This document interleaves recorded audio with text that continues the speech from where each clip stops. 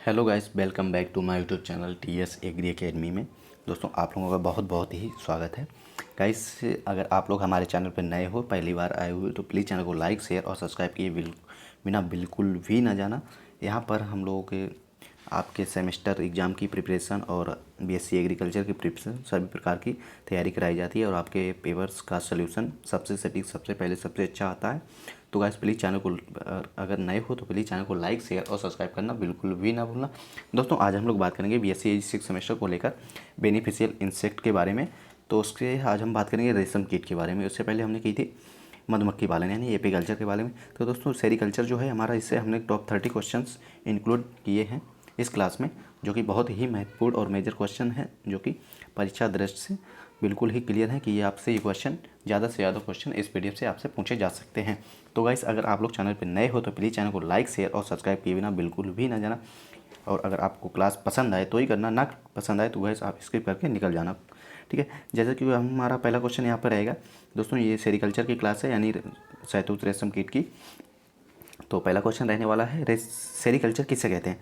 यानी दोस्तों, जो सेरीकल्चर होता है इसे किसे कहते हैं। दोस्तों, कच्चे रेशम के उत्पादन के लिए रेशम कीट को पालना सेरीकल्चर कहलाता है।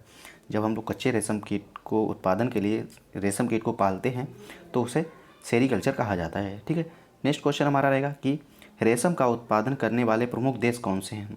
दोस्तों, जो सबसे अधिक रेशम का उत्पादन करते हैं वो प्रमुख देश कौन कौन से हैं। वो है चीन, भारत, कोरिया, जापान, ब्राज़ील, रूस, इटली, फ्रांस।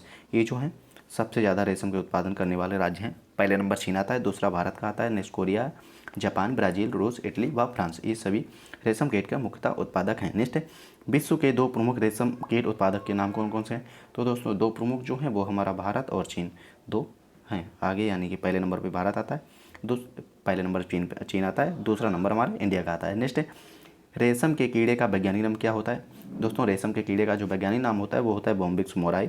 ठीक है, बॉम्बिक्स मोराई।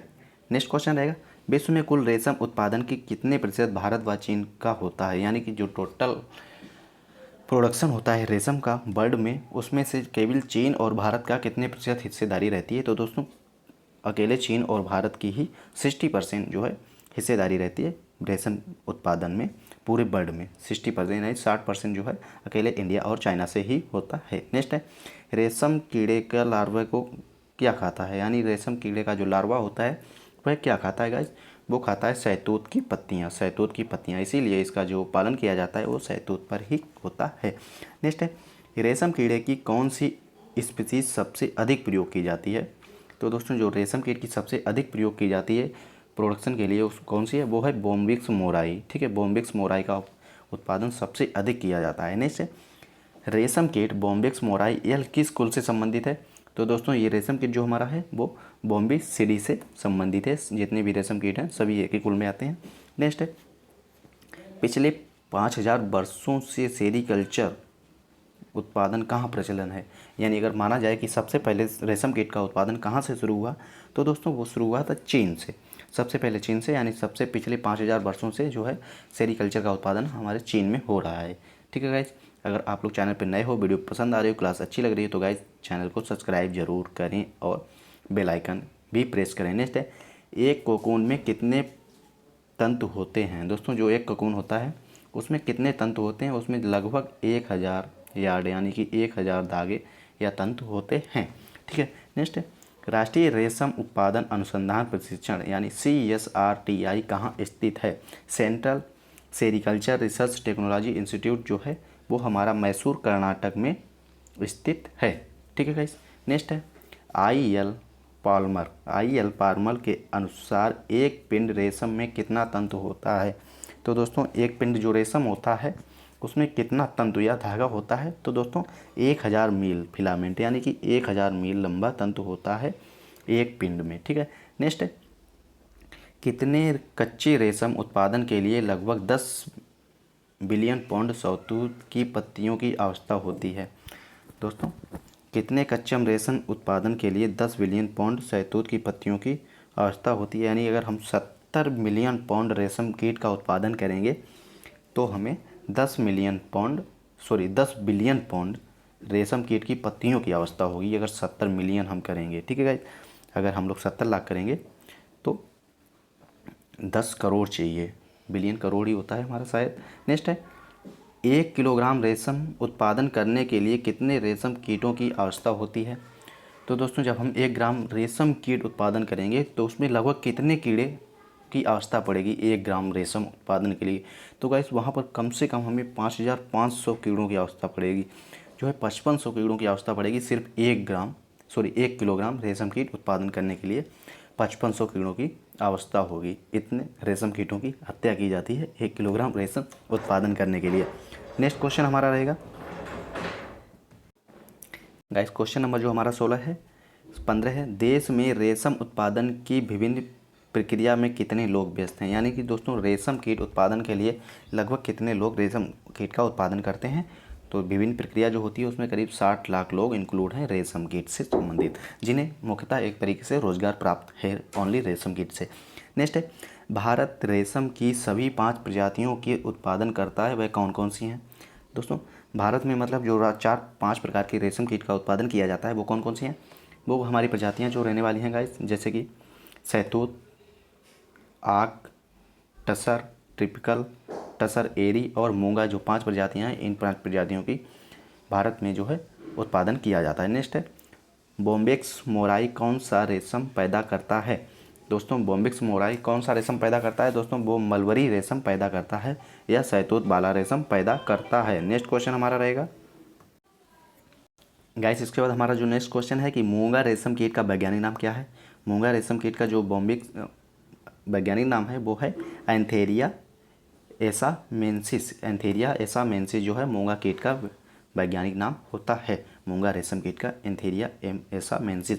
नेक्स्ट है, भारत में मूंगा रेशम कहाँ पैदा होता है।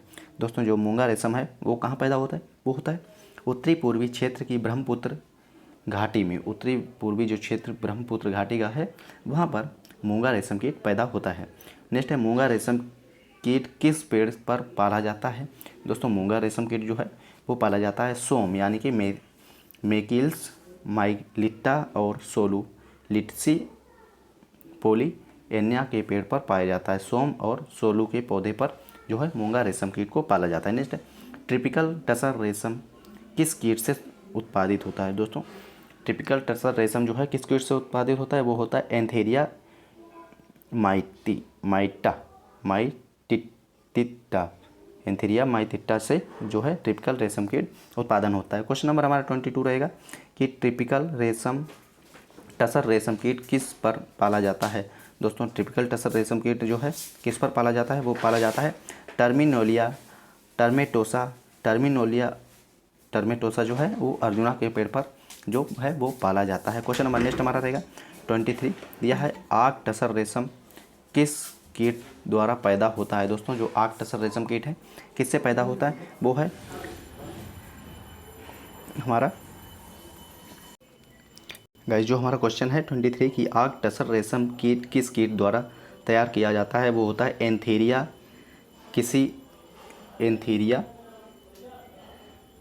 कृथि और एंथेरिया रोयली के द्वारा तैयार किया जाता है। यहाँ गलत लिखा है गाइस, एंथेरिया क्री और एंथेरिया रोयली के द्वारा तैयार किया जाता है। क्वेश्चन नंबर 24 रहेगा कि इरी रेशम कीट किस पौधे पर पाला जाता है। दोस्तों फिलोसोमिया रिसनी जो होता है किस पौधे पर पाला जाता है, वो पाला जाता है अरंडी के पौधे पर पाला जाता है, यानी कि अरंडी के पौधे पर पाला जाता है। नेक्स्ट है, इरी रेशम मुख्यतः कहाँ उत्पादित किया जाता है। जो इरी रेशम है मुख्यतः कहाँ उत्पादित किया जाता है, जो इरी रेशम कीट है हमारा वो आसाम और उड़ीसा में इसका उत्पादन मुख्यतः किया जाता है। नेक्स्ट है, रेशम उत्पादन में विश्व में भारत का कौन सा स्थान है। दोस्तों जो रेशम उत्पादन में विश्व में भारत का स्थान है, पहला चीन का आता है, दूसरा भारत का आता है, ठीक है, तो दूसरा स्थान है। नेक्स्ट है, 5 प्रकार के रेशम में कौन सा रेशम भारत में सर्वाधिक पैदा होता है। दोस्तों वो होता है शहतूत रेशम। शहतूत रेशम सबसे ज़्यादा भारत में उत्पादित होता है। क्वेश्चन हमारा नेक्स्ट रहेगा, शहतूत के रेशम कीट बोम्बिक्स मोराई का जीवन चक्र कितने दिन का होता है। वो होता है 40 से 45 दिन में जो है तक अंडे की अवस्था में रहता है। दोस्तों अंडे की अवस्था में कितने 40 से 45 दिन में रहता है। उसके बाद में 20 से 25 दिन लार्वा के रूप में रहता है तथा 10 दिन तक प्यूपा बनने के लिए होता है। 40 से 45 दिनों तक जो टोटल इसकी लाइफ साइकिल है वो 40 से 45 दिनों में तो पूरी हो जाती है। 10 दिन अंडे अवस्था में, 20 से 25 दिन लार्वा और 10 दिन प्यूपा की अवस्था में होता है। ये जो इसका लाइफ साइकिल की इमेज दी गई है यहाँ पर। नेक्स्ट है मस्काराइडान रोग रेशम कीट में किससे होता है? रेशम कीट में मस्काराइडाइन रोग जो होता है किससे होता है गाइस? वो जो रेशम कीट में होता है ये होता है बायूवेरिया